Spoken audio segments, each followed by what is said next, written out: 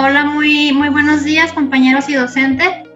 El día de hoy, mis compañeras Fabiola Aguilera, Guadalupe Guerrero, América García y Dayana Domínguez y una servidora, Janet Márquez, les vamos a compartir una serie de temas de patologías que van relacionadas con la seguridad laboral y la medicina del trabajo. Para comenzar a hablar de estas patologías, empezamos con la patología llamada asbestosis. Esta patología, antes de entrar a lleno con ella, debemos de conocer qué es el amianto o asbesto y dónde se puede encontrar. Este es un mineral de origen natural que se desmenuza en fibras debido a sus excelentes propiedades y su bajo costo. Fue muy utilizado en diferentes materiales a lo largo del siglo XX, tanto en la construcción como en la industria textil, fabricación de medios de transporte o en numerosos productos y acabados industriales. Dada la altísima utilización del amianto en la construcción, se debe suponer que todos los edificios construidos o reformados antes del año 2002 pueden contener materiales con este mineral.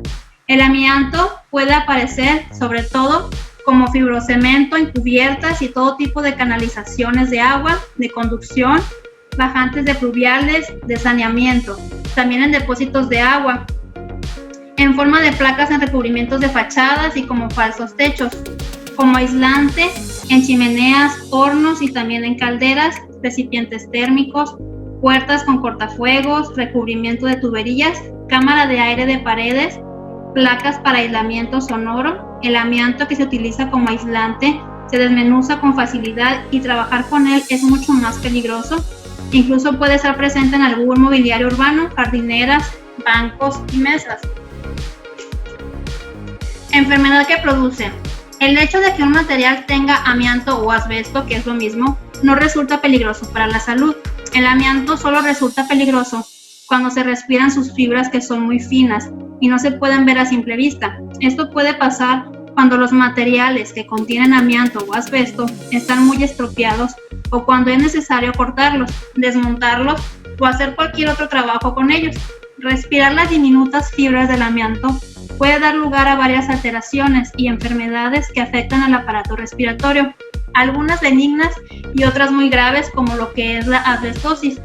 Todas tienen en común que no se manifiestan de inmediato, pueden pasar entre 10 y 40 años o más hasta que aparezcan. Que se produzca o no una enfermedad y el tipo de enfermedad que se presente dependerá sobre todo de la cantidad de fibras que se inhalen, de la cantidad de veces y el tiempo que se respiren estas fibras y del tipo de amianto y el tamaño de las fibras, así como también las características de cada persona. También conocida como fibrosis pulmonar, la asbestosis es una enfermedad pulmonar resultante de las fibras de asbesto alojadas en los alvéolos o alvéolos de los pulmones. Las fibras alojadas hacen que el tejido pulmonar cicatrice. Esto dificulta la respiración y evita que el oxígeno ingrese correctamente al torrente sanguíneo. Los síntomas de esta enfermedad, los más comunes incluyen lo que es la dificultad para respirar, la opresión en el pecho, dolor de pecho, sonido seco crepitante en los pulmones al inhalar, tos seca persistente, pérdida de apetito, agrandamiento de las yemas de los dedos de las manos o los pies, que se le conoce como palillos de tambor, debido a la insuficiencia de oxígeno en la sangre, uñas deformadas. También tenemos que recordar que los síntomas de la asbestosis a menudo aparecen solo de 10 a 40 años después de que una persona ha estado expuesta al asbesto. ¿Cuál es el diagnóstico de esta enfermedad? Pues la asbestosis puede ser difícil de diagnosticar porque sus signos y síntomas son similares a los de muchos otros tipos de enfermedades respiratorias. Pero el médico comienza con una exploración física. Como parte de la evaluación, el médico analiza el historial de salud, ocupación y riesgo de exposición al asbesto durante un examen físico. El médico utiliza un estetoscopio para escuchar atentamente los pulmones y determinar si producen un sonido crepitante al inhalar. Así como también hay pruebas de diagnóstico por imágenes, y estas son la radiografía de tórax. La asbestosis avanzada aparece como una excesiva blancura en el tejido pulmonar. Si la asbestosis es grave, el tejido de ambos pulmones podría verse afectado, dándoles una apariencia de panal. Otro tipo de diagnóstico por imagen es la exploración por tomografía computarizada. Las TAC combinan una serie de vistas de rayos X tomadas desde muchos ángulos diferentes para producir imágenes transversales de los huesos y tejidos blandos del cuerpo. Estas exploraciones generalmente proporcionan mayores detalles y pueden ayudar a detectar la asbestosis en sus primeras etapas, incluso antes de que aparezca en una radiografía de tórax. Y hay otras pruebas llamadas de función pulmonar. Hay una muy conocida que se llama espirometría. Estas pruebas determinan cómo funcionan los pulmones. Las pruebas de la función pulmonar miden cuánto aire puede contener los pulmones y cuál es el flujo de aire hacia adentro y hacia afuera de los pulmones. En algunas situaciones, el médico podría extraer líquido y tejidos para realizar pruebas que permitan identificar fibras de asbesto o células anormales. Entre las pruebas se pueden incluir las siguientes. Broncoscopía. Esta se introduce a través de la nariz o la boca un tubo delgado, broncoscopio, que desciende por la garganta hacia los pulmones. Una luz y una pequeña cámara en el broncoscopio permite al médico mirar dentro de las vías respiratorias de los pulmones para detectar cualquier anomalía o para obtener una muestra de líquido o de tejido, que es una biopsia si es necesario. Y por último, lo que es la toracentesis. En este procedimiento el médico inyecta un anestésico local y luego inserta una aguja a través de la pared torácica entre las costillas y los pulmones para eliminar el exceso de líquido y realizar un análisis de laboratorio y para ayudar a respirar mucho mejor al paciente. ¿Cuándo se puede correr el riesgo de contraer esta enfermedad? Existe un mayor riesgo de contraer esta enfermedad en todos aquellos trabajos que supongan retirada, demolición, mantenimiento y reparación de todos aquellos edificios, instalaciones, medios de transporte o equipos en los que haya amianto instalado. Se pueden considerar como oficios de riesgo todos los siguientes: fontaneros, electricistas, instaladores de sistemas de calefacción, carpinteros, personal de demolición y derrumbamientos, personal de mantenimiento, techadores, otros oficios en los que haya que acceder a los huecos del tejado, a huecos bajo paneles y otras zonas escondidas similares. La NOM 125 SSA1 2016 es la norma oficial mexicana que establece los requisitos sanitarios para el proceso y uso de asbesto. Para los empleadores y trabajadores, la norma explica las responsabilidades de cada uno con el propósito de preservar su seguridad, así como las actividades a realizar en situaciones de emergencia. Tratamiento y pronóstico. El tratamiento, en realidad no existe una cura para la asbestosis. Sin embargo, los médicos pueden prescribir tratamientos adecuados para mejorar la calidad de vida a pesar de la enfermedad. Estos tratamientos incluyen inhaladores recetados que pueden diluir la mucosidad y aliviar la congestión, humidificadores y la percusión del pecho pueden hacer frente a la tos productiva que hace esta enfermedad, que es muy común. Y el oxígeno suplementario es útil para las personas con dificultades respiratorias. Se administra con una mascarilla o mediante una cánula nasal. En los casos graves puede ser candidatos o trasplantes de pulmón. El pronóstico de la asbestosis, su esperanza de vida de las personas con esta enfermedad puede extenderse por algunas décadas, especialmente con el tratamiento adecuado. Sin embargo, la calidad de vida de los pacientes a menudo disminuye a medida que avanza la enfermedad. Le cedo la palabra a mis compañeras Dayana Domínguez y América García, que nos van a hablar de la patología saturnismo. Bueno, yo les voy a hablar del saturnismo, que ¿le podrías dar, por favor?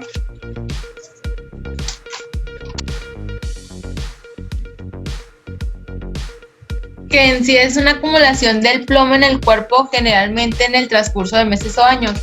El saturnismo en sí es una patología que se origina por la presencia de partículas de plomo en la sangre durante meses o años. Hay que saber que el plomo es un metal pesado que es tóxico para las neuronas, es decir, es un metal neurotóxico. Cuando llega a la sangre y alcanza el cerebro, provoca grandes daños neurológicos irreversibles. También hay que decir que este metal es cancerígeno y la exposición continua puede causar o asociar a un cáncer de pulmón. Esto generalmente se presenta en personas que su ámbito laboral es estar en contacto con este metal. Las causas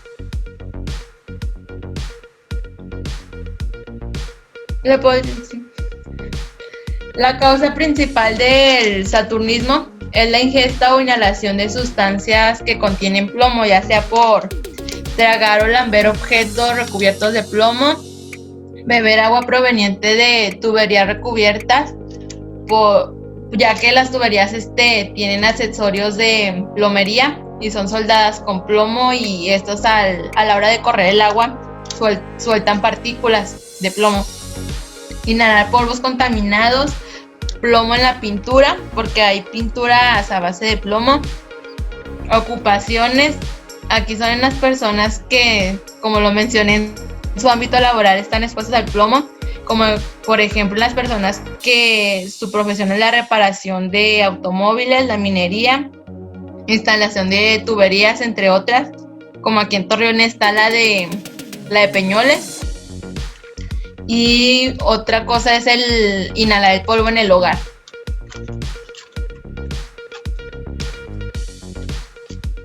La sintomatología, al principio la intoxicación por plomo puede ser difícil de detectar. Incluso las personas que parecen sanas pueden tener niveles altos de plomo en la sangre. Los signos y síntomas no suelen aparecer hasta que se acumulan cantidades peligrosas. Algunos síntomas pueden ser retraso en el desarrollo, dificultades en el aprendizaje, irritabilidad, pérdida de apetito y por ende en peso, pereza y fatiga, pérdida auditiva, síntomas digestivos que vienen siendo vómito, dolor abdominal, heces negras y estreñimiento, trastornos del estado de ánimo, cefalea, anemia. El niño se afecta particularmente al desarrollo del cerebro y del sistema nervioso. En los adultos causa daños duraderos, como el riesgo de hipertensión arterial y lesiones renales. En las embarazadas que tienen concentraciones elevadas de plomo, causan aborto natural, muerte fetal, parto prematuro, bajo peso al nacer y malformaciones leves en el feto. Aquí voy a agregar la norma que viene siendo la norma de salud y seguridad para la exposición laboral al plomo. Esta norma tiene un enlace pasional y debe ser cumplida por las empresas del sector público y privado que utilizan plomo o sus compuestos. El objetivo de esta norma es fomentar el uso seguro del plomo y de los productos que lo contienen para mantener la salud laboral, establecer procedimientos para identificar y evaluar y controlar problemas de salud y seguridad por exposición al plomo, establecer estándares que sean indicadores de la exposición laboral y del grado de afección a la salud.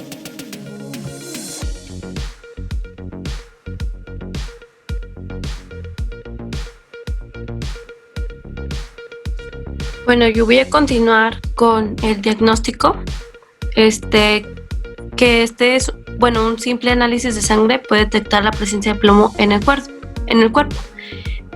Pues se realiza a partir de una historia clínica, de la exploración física y de algunas pruebas siguientes, como por ejemplo, sería una de ellas toma de muestras biológicas.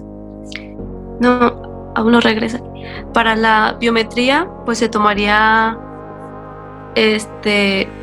análisis de plomo sangre, análisis de zinc, serían análisis de sangre que incluyan lo más importante, pues como son niveles de plomo y hierro en el plasma, detección de una sustancia llamada protoporfirina en los glóbulos rojos. Siguiente.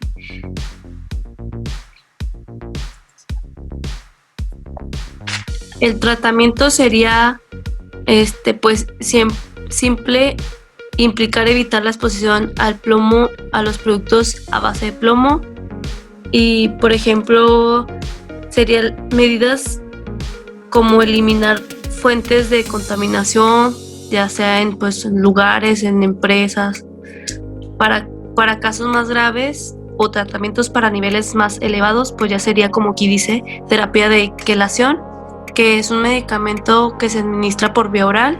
Se une al plomo para que sea excretado en la orina.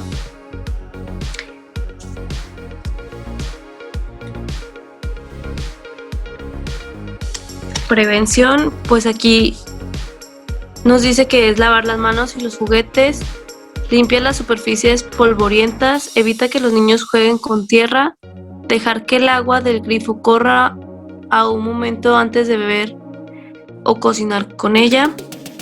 Por ejemplo, aquí en las empresas que se utiliza plomo, sus compuestos deberían informar los riesgos de trabajo, el tipo de compuesto, cantidad mensual utilizada, proceso y número de trabajadores expuestos al plomo. Pues sería como la norma de salud que implica decir la identificación o reconocimiento de los riesgos de exposición al plomo, que deben realizarse mediante un estudio de contenido de plomo en las materias primas, así como de las instalaciones, del flujo productivo y las etiquetas de los productos que contengan plomo. A continuación, mi compañera Lupita nos va a explicar. Yo les voy a explicar lo que viene siendo la calicosis. Primero vamos a ver la definición de calicosis.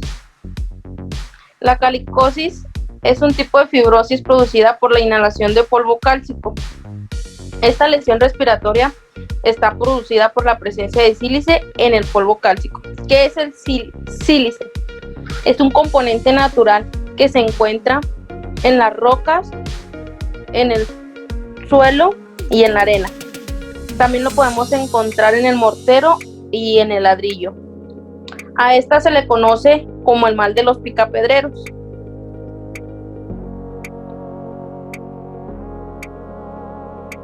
¿Cuál es su causa? Esta es causada por la inhalación de los polvos minerales. Por ello, las personas que están expuestas a ello son aquellas personas, por ejemplo, los mineros, las personas picadores de piedras de molino, los trabajadores de canteras, los trabajadores que trabajan la porcelana. ¿Cuáles son sus síntomas? Sus síntomas vienen inflamaciones, irritaciones, así como cuadros infecciosos y alérgicos, procesos tóxicos que pueden incluso convertirse en un cáncer.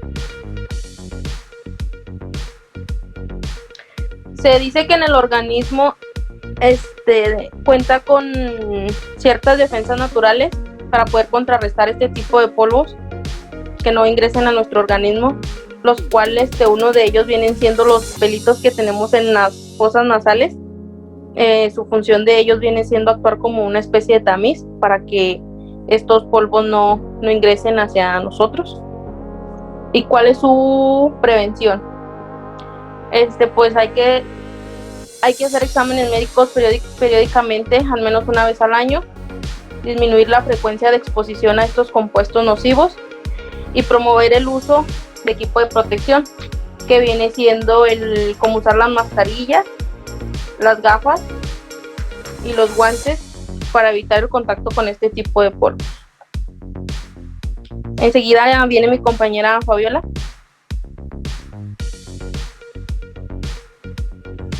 Bueno, pues yo les voy a explicar lo que viene siendo silicosis. El silicosis como tal pues es una enfermedad pulmonar causada por la inhalación de pequeños trozos de sílice con mineral. La sílice, como ya mi compañera anterior, Lupita, les explicaba, pues es un componente básico de la tierra, arena y otros muchos minerales que se pueden presentar en forma cristalina tanto en depósitos sedimentarios naturales como en productos creados artificialmente. La silicosis Es causada por la exposición a la sílice, pues como ya había dicho anteriormente, proviene por astillar, cortar, perforar, moler tierra y arena y otros minerales. ¿Qué más? La silicosis se presenta en trabajadores que hacen trabajo de cerámica, corte de piedra, industria de acero, minería y entre otros más. Algunos de los síntomas que se presentan al desarrollar esta patología pues es inflamación en los pulmones, tos, fiebre, dificultad para respirar, y en ocasiones cuando hay una herida expuesta a la sílice, esta suele inflamarse y también hay síntomas de taquicardia y cianosis en los labios. La silicosis puede ser diagnosticada por medio de pruebas de respiración como un TAC, una broncoscopía y por una prueba de esputo. Lamentablemente, pues no hay una cura para la silicosis. La prevención sigue siendo pues la mejor manera de evitar la enfermedad. Una vez que esta se ha desarrollado, pues el médico valora el grado de daño pulmonar y algunas personas pueden necesitar un tratamiento urgente con oxígeno y apoyo para respirar. Por ley, para los empleados, las empresas pues les deben de proporcionar equipo y ropa correcta que necesite para protegerse y pues tomar otras medidas también para proteger a sus familias. En estas actividades industriales que ya mencioné, la exposición laboral a la sílice respirable se puede producir en cualquier situación de trabajo en la que se genere polvo de sílice cristalina y pase al ambiente. Se podría considerar el riesgo de la silicosis profesional derivado de la manipulación de los aglomerados de cuarzo como un riesgo emergente para la salud en el trabajo, entendiendo por emergente pues que es un riesgo nuevo y que va en aumento. Pues ¿qué se podría hacer? Pues las medidas preventivas, como ya dije ahorita anteriormente, pues siguen siendo ponerse una mascarilla de respiración con suministro de aire en caso de levantarse demasiado polvo en el área donde se encuentra el sílice o dióxido de silicio. Bañarse o lavarse y ponerse ropa limpia antes de abandonar el lugar de trabajo para que así pues no exponga también a sus familiares. Llevar puestas mascarillas de respiración siempre que sea necesario para evitar respirar este tipo de polvo. No barrer en áreas donde haya polvo con aire comprimido. Utilizar aspiradoras con filtros de aire particulado de alta eficacia o barrer sobre mojado durante las tareas de limpieza. Y pues esto es todo por mi parte y por nuestra parte. Gracias por vernos y cualquier duda háganosla saber.